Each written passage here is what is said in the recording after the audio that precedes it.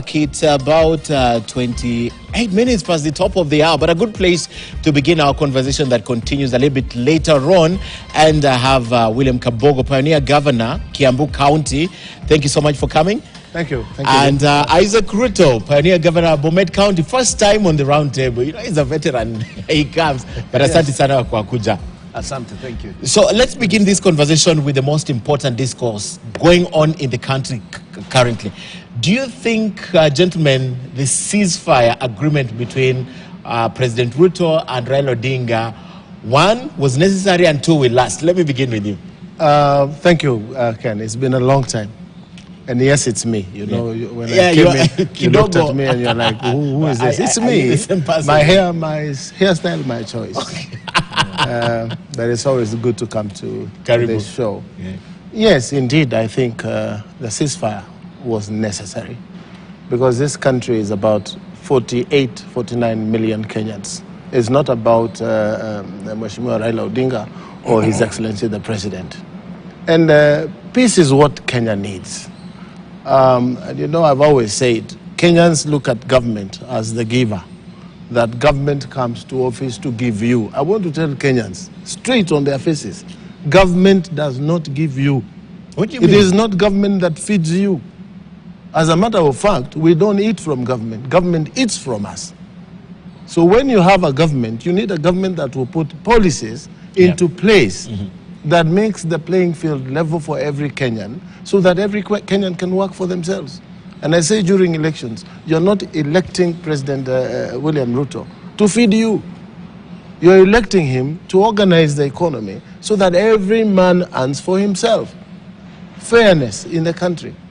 But every time we do elections, there are issues. When is it we will sort these issues once and for all? Because if you look at what is happening now, and people are like, it's either you are with Raila or you are with William Ruto. There are many things that are happening that I don't agree with. Who is the President of the Republic of Kenya today? It is none other but William Samoei Ruto. Period.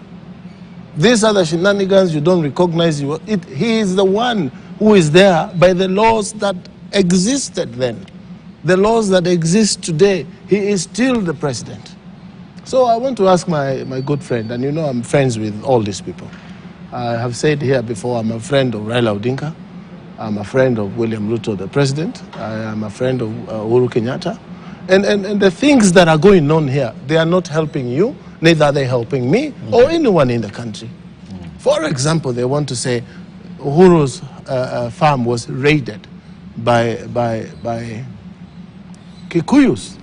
I want to say those were not Kikuyus, those were thugs. Criminals. They were criminals. Yes. And if anyone was involved in sending them to go and do that, those people are also criminals.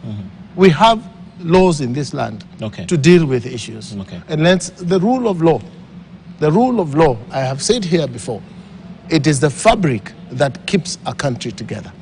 It is the fabric that keeps a country together. The minute that you are stopped by a policeman, Mijungu, a traffic policeman, like that, and you stop and wait to be served, to be checked and cleared, that is the rule of law. And when you break that rule of law, then it is every man for himself, God for us all. Today was Kenyatta's land, tomorrow it will be yours. Exactly. It will be Isaac Ruto's. Exactly. Yes. And I have not heard anyone speak so seriously about it. I'm expecting that government should make a public statement on it, because tomorrow I'm worried. I'm sure you are. I'll come back to you. You understand? This is a long discussion. But let me get your initial comments, Governor, on the truce. Yes. Do you think it will hold, and do you think it was necessary? You see, a country is established on the basis of set norms. And we live as a country because we all have to agree to live together as civilized people. And the structures that have been put in place to ensure elections and other institutions are meant to ensure that we live within a clear order. Otherwise, we revert to the state of nature. Now, after every election, we cannot be fighting. We have not reached a stage, and no country has reached a stage where after every election, everybody is entirely satisfied. But we must accept that there will always be a winner. And whenever one wins, we've got to give that person time. Otherwise, we will be at a standstill. Now, it is in order for us to continue discussing and consulting.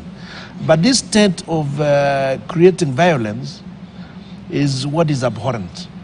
And I want to remind Kenyan leaders, in particular the ones in Azimio, that look, the greatest leaders in the world, I think have been recognized through their adherence to non-violence. Think of as recently as Nelson Mandela and others in history, like the men who led the civil rights movement in the US, others like the ones in India and others. Violence is abhorrent. And therefore, it is not a show of weakness on the part of the president to say, let's talk. Okay. It's a normal thing to do. But there has to be very clear directions on the way forward. We've got parliament that ensures that the democracy that we engage in gives us leaders who can peruse through these things and sort them out. But we cannot open a Pandora's box where we are saying everybody must come to the table. If everybody must come to the table, then what is the use of elections? And I want us to go back to Kenyan history. When we started the IPPG, it was the IPPG that sorted out the problem that had been created at Ufungamana House. Because Ufungamana would discuss a lot, but they would not arrive at a solution because they had no legal instruments to ensure that the discussions they were engaging in could be made use of. Therefore, as far as I'm concerned, the correct route has to involve parliament. Okay. That doesn't mean no one else will be talking. The other fact on this issue, Ken, I want to tell my friends in Azimio that there was a game.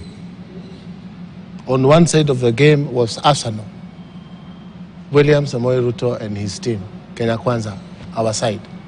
And there was the other side, Raila Odinga, Azimio, and them. They went to penalties. Whether it was by hand of God or whatever, they lost the game. My friend, that game is done. There is nothing else to do about that election. There is nothing that can be done within our laws. When they need to understand that William Ruto beat them in the game. It was a simple game.